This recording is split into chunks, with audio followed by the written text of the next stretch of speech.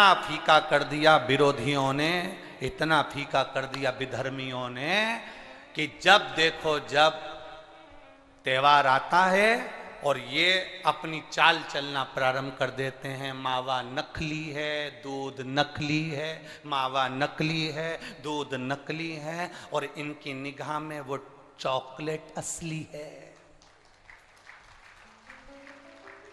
घर के पकवान नकली, घर का भोजन नकली, भारत की भूमि पर बनने वाला पकवान गुलाब जामुन, इमरती, भजिया, पकोड़ा, खोपरा पाक, अपने घर में बनने वाला गुजिया, पपड़िया, सब नकली है। बस बाजार जाओ, रक्षाबंधन का त्योहार है, एक टॉफी भाई बहन को, बहन भाई को दे दे, और इसको त्योहार कहते हो। त्योहार वो होता है जो घर की माँ घर में मिठाई बनाए और बच्चों को खिलाए, उसको त्योहार कहते हैं।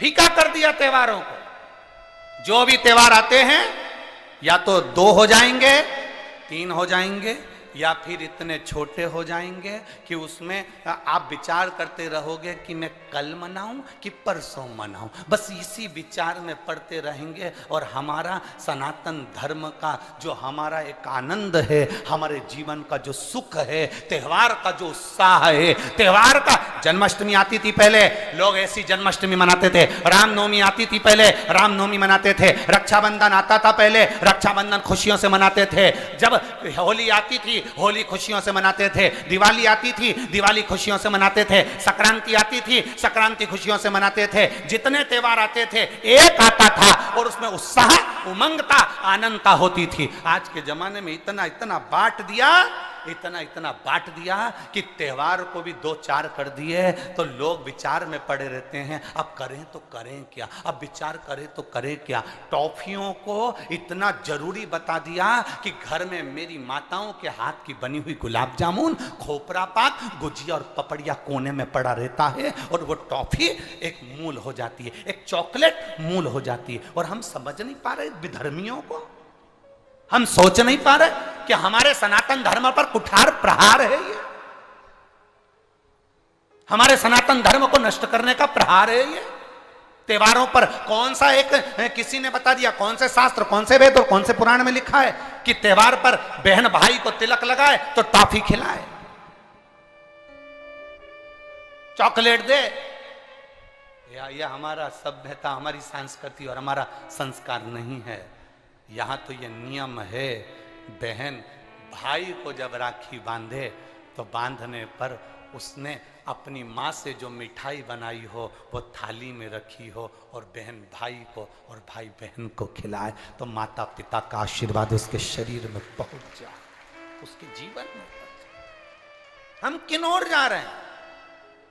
और हम चिल्ला चिल्ला कर कह रहे हैं धर्म की, अधर्म का, प्राणियों में विश्व का हो गया। सीधी बात। हम जा कहां रहे हैं? हम किस पथ की ओर, हम किस मार्ग की ओर जा रहे हैं?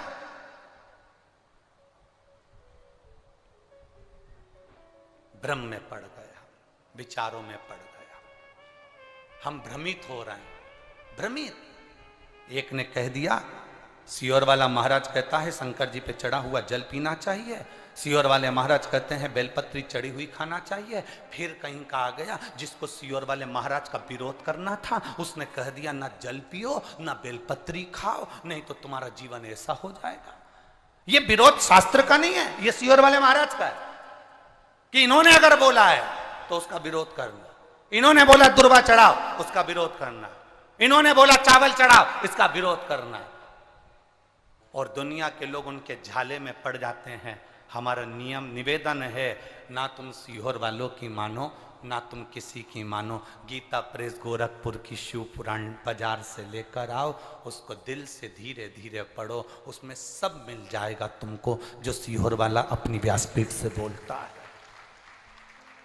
स्कंद पुराण लाओ, नर्मदा पुराण लाओ, लिंग पुराण लाओ, देवी भागवत लाओ, ब्रह्म विवर्त पुराण लाओ, सारी पुराणों को घर में लाकर रखिए और एक एक पुराण का धीरे धीरे अध्ययन करो कि सियोर वाला महाराज कहीं अलग जगह से तो नहीं बाच रहा। एक एक पुराण का अध्ययन करो।